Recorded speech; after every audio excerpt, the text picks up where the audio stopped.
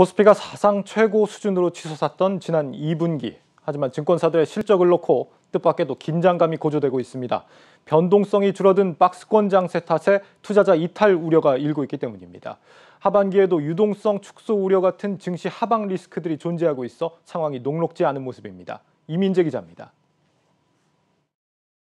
6개 대형 증권사 2분기 순이익은 1조 2,270억 원으로 전년 같은 기간과 비교해 14% 줄어들 것으로 예상됩니다. 지난해 동학개미 운동으로 호황을 누렸던 증권사가 개인 투자자 이탈로 타격을 입은 겁니다. 이달 들어 개인 투자자 일평균 거래 대금은 19조 5천억 원 수준으로 지난 1분기 25조 7천억 원과 비교해 24% 줄었습니다. 미래에셋증권 2분기 순이익은 2,600억 원으로 전년 같은 기간과 비교해 15% 줄어들 전망입니다. NH투자증권은 18%, 키움증권은 19% 감소할 것으로 보입니다.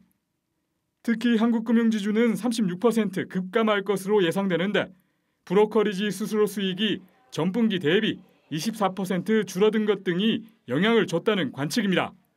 반면 삼성증권은 42%, 메리츠증권은 5% 늘어 희비가 엇갈릴 것으로 보입니다. 삼성증권은 거래대금 감소에도 고액자산과 투자를 유치한 것이 긍정적으로 작용했다고 설명했습니다. 다만 증시의 우호적이지 않은 환경이 한동안 이어질 가능성이 높다는 점이 불안감을 키우고 있습니다. 미국발 긴축 우려 등 대내 변수가 문제입니다. 시장은 미국 연준의 정책 정상화와 이에 따른 테이퍼링 시행에 촉각을 곤두세우고 있습니다.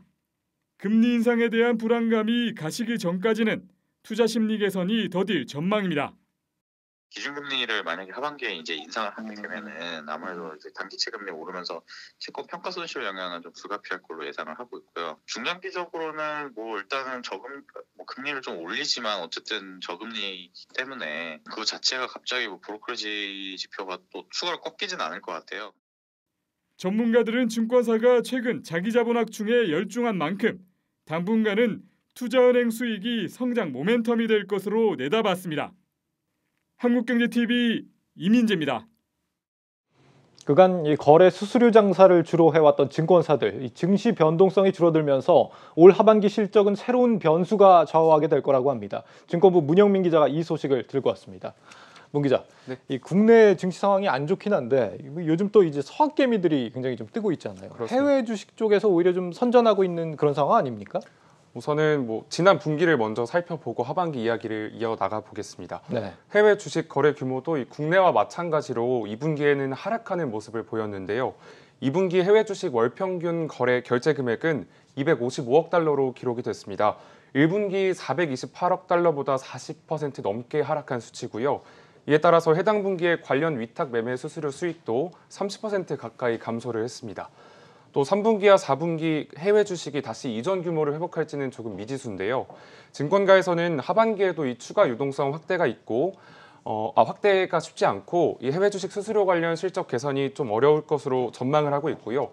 금리 상승 기조가 아직 남아있기 때문에 거래 대금은 감소할 것이라고 전망을 했습니다. 예. 이에 더해서 증권가에서는 이 증권사들이 해외 주식 고객 유치 경쟁 때문에 이 증권사마다 가져가는 이 실적이나 수익이 줄어들 것으로 예측을 했습니다. 0.3%에 달하는 거래 수수료 무료 이벤트는 물론이고요. 가입할 때나 또 다른 증권사에서 해외 주식으로 옮겨올 때 현금을 지급하는 등 고객 유치에 열을 올리고 있습니다. 실제로 미래에셋증권과 현대차증권은 해외 주식 수수료 제로 이벤트를 진행하고 있고요. 또 키움증권과 한화투자증권은 해외 주식 계좌를 개설하면 40달러를 지급하고 있습니다. 증권업계 관계자는 장기적으로 고객 유치를 위해서는 이 필요한 이벤트지만 이러한 과당 경쟁이 지속된다면 증권사별로 해외 주식 위탁 수수료 수익은 크게 증가하기 어렵다고 전망을 했습니다. 해외 주식 쪽은 좀 출혈 경쟁이 있는 상황이다 이런 얘기고. 네, 맞습니다. 그렇다면 앞으로 이제 하반기에는 증권업계는 전망이 좀 어둡다 이렇게 봐야 되는 걸까요? 또 마냥 어둡다고 말씀을 드리긴 좀 어려운 게 이 주식 거래 외에도 증권사가 갖고 있는 비즈니스 모델이 굉장히 다양한데요. 이 가운데 하반기 실적을 가를 것으로 보이는 중요한 변수들이 있습니다. 어떤 겁니까? 바로 IPO 그리고 부동산 PF 등을 포함한 IB 분야인데요. 예. 먼저 IPO부터 살펴보겠습니다. 우선 올해 2분기 IPO 인수 금액은 약 2조 9천억 원으로 지난 1분기 대비해서 9% 증가했고요. 하반기 IPO 시장은 이전 상반기보다 더 화랑일 것으로 예상이 되고 있습니다. 네. 크래프톤이나 카카오뱅크, 카카오페이 그리고 LG 에너지솔루션 등 대역급 기업들이 줄줄이 상장을 앞두고 있는데요. 이에 따른 하반기 공모 금액은 최소 10조 원 이상이 될 것으로 관측되고 있습니다. 올해 전체 공모 금액은 15조 원이 넘을 것으로 전망되는데요. 이는 직전 공모 금액 최고치였던 2010년 10조 원을 크게 상회하는 수준입니다. 증권사에서는 3분기에 대형 IPO가 집중돼 있고 이에 따른 거래대금 유입도 크게 늘 것으로 보인다면서 2분기 대비해서 실적이 개선될 여지가 크다고 전망했습니다. 또 공모주 시장 활성화로 증권사의 IB와 리테일 실적 모두를 견인해 줄 것으로 예상을 했고요. 다만 이 IPO 시장의 호황이 언제까지 지속될지는 미지수입니다. 금리 상승 등으로 증시 상황이나 기업 환경이 어떻게 변할지 예단할 수 없기 때문인데요. 이에 따라서 호실적 랠리가 당장 하반기에는 이어지겠지만 내년까지 이어질지는 조금 미지수입니다. 일단은 IPO를 잘하는 증권사들이 좀 좋을 것이다 이런 얘기고. 네, 맞습니다. 그 외에 얘기했던 이 부동산 PF라는 건 어떤 겁니까?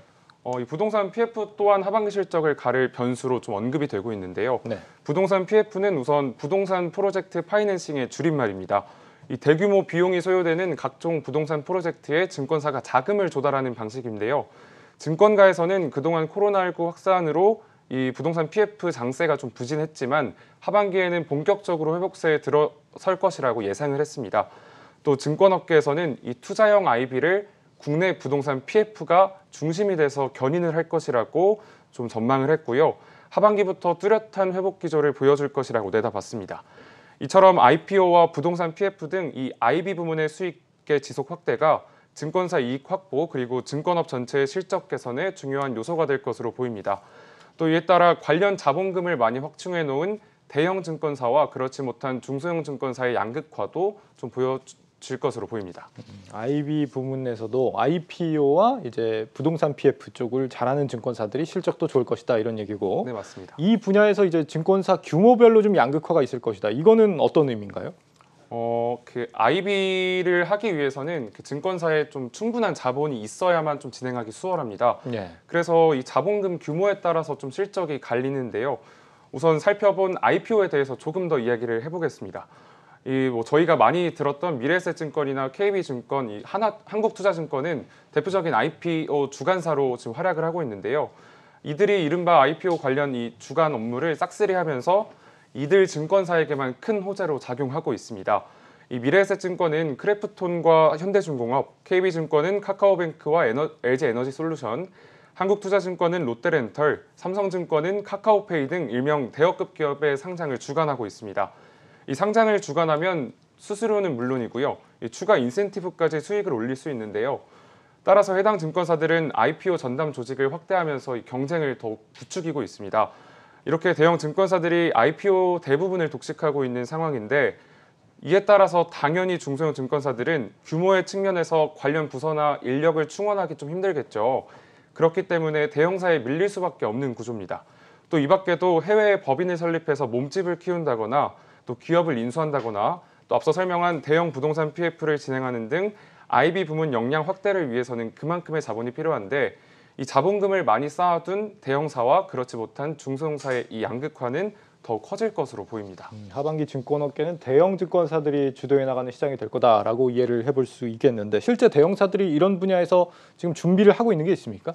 이전에는 국내 주식이나 해외 주식, 이 리테일 측면에 조금 집중을 했다면 네. 이번 하반기에는 대형 증권사들이 입을 모아서 IB 부문을 확대하겠다라는 이 포부를 밝혔는데요. 이 주식 거래 대금이 이전보다 감소한 상태고 앞으로도 불확실성이 존재하기 때문에 조금 이 안정적으로 성장을 이어갈 수 있는 IB 부문으로 눈길을 돌린 것으로 분석이 됩니다. 한국투자증권은 앞서 설명한 IPO를 포함한 이 IB 부문에서 영역을 더욱 확대할 전망인데요. 현대중공업, 롯데렌털 등 대여급 상장 주관사로 하반기에 활약할 예정이고요. 또 카카오뱅크 상장에 따라 보유 지분에 대한 가치가 급상승하는 것도 주목할 만한 대목입니다. 네. 그리고 국내 증권사 가운데 이 자기 자본이 가장 많은 미래에셋증권도 IPO를 포함한 IB 영역을 대폭 늘릴 것으로 보이는데요. 당장 미래에셋증권이 자사 펀드를 통해 투자한 중국의 디디추싱과 말레이시아의 그랩이 미국 증시에 입성함에 따라서 미래에셋증권의 지분 가치 또한 급등할 것으로 보입니다. 이 밖에도 마이데이터 보너가 등으로 사업 개시를 앞두고 있어서 이 사업 다각화에도 주력할 것으로 관측이 됩니다. 그리고 키움증권은 하반기에 종합금융투자사업과 이 종투사로 전환이 될 예정인데요. 이에 따라서 프라임 브로커리지 서비스 업무를 다룰 수 있게 되면서 IB 업무 영역이 더욱 확대될 것으로 보이고요. 메리츠증권도 이전에는 좀 주식 매매 수수료나 부동산 PF에 대한 의존도가 많이 높았지만 이제는 다른 IB 분야 그리고 ETN, 이 상장지수 증권 시장 등으로 몸집을 조금 더 키워서 안정적인 성장 기조를 이어가겠다고 말했습니다. 일단 뭐 대형사들은 지금 앞서 얘기한 이런 IB 관련 준비들을 하고 있다는 거고 중소형사들도 지금의 이제 하반기 전망에 대해서는 들어봤을 거 아닙니까? 그렇다면은 뭔가 거기에 대한 대응을 하고 있는 게 있지 않을까요? 중소형 증권사들도 마찬가지로 좀 IB 분야에 집중하겠다라는 이야기를 했는데요. 네. 그런데 대형 증권사하고는 좀 모습이 좀 다릅니다. 대형 증권사가 이 막강한 자본력을 바탕으로 이 IB 업무를 진행한다면 중소형 증권사들은 자기들이 할 수 있는 이 특화된 분야에 좀 특화해서 이 IB를 확장하겠다는 계획을 밝혔는데요. 네. 우선 유한타증권부터 살펴보자면 1분기에도 IB 영역에서 굉장히 좀 안정적인 성장세를 이어갔습니다. 올해 1분기에는 이 회사채 3년물 수요 예측에서 5천억 원 이상의 이 자금을 끌어모았는데 하반기에는 이 자금을 바탕으로 중소 중견 기업들을 겨냥한 IB 확대를 예고하고 있습니다. 교보증권도 IB 부분에서 지속적으로 이 성장을 해왔는데요. 특히 부동산 PF에서 강점과 두각을 드러내고 있습니다. 상반기에는 이미 4건의 부동산 PF 금융 주선을 진행했고요. 최근 경기도 용인 일반 산업단지 개발 사업에 PF 금융 주선권을 확보하기도 하면서 이 하반기에는 모두 5건에 이르는 부동산 PF를 계약을 따낼 것으로 보입니다. 교보증권은 앞으로도 이 부동산 PF를 포함한 IB 부분 확대 전략을 취할 것으로 보이고요. 이 밖에도 마이데이터 사업 진출 등 디지털 혁신에도 뛰어든다는 계획을 밝혔습니다. 또 현대차증권도 마이데이터 사업을 본격화하고 IBD를 발굴하겠다는 포부를 드러냈고요. 이 외에도 사모펀드와 대체투자 영역을 넓힐 예정입니다. IBK투자증권은 IB 부문 가운데서도 이 중소기업 맞춤 서비스에 주력하는 모습인데요. 중기 특화 증권사로서 정책금융에 기여하겠다는 계획을 밝혔습니다. 마지막으로 하나투자증권은 기존에도 이 해외 사업을 주력으로 해왔었는데요. 동남아 지역 등 해외 이 지역의 사업을 조금 더 확대해서 수익을 극대화할 것으로 보입니다. 중소형사들 역시 일단은 앞으로의 주요 승부처가 될 수 있는 곳에서 준비를 하고 있다 이런 얘기까지 들어봤습니다. 한편으로는 뭐 그간 너무 이제 브로커리지 영업 쪽에만 치우쳐 있다가 이참에 사업을 좀 다변화할 수 있는 기회가 되지 않나 싶기도 합니다. 성과를 잘 지켜봐야겠습니다. 증권부 문영민 기자였습니다. 잘 들었습니다.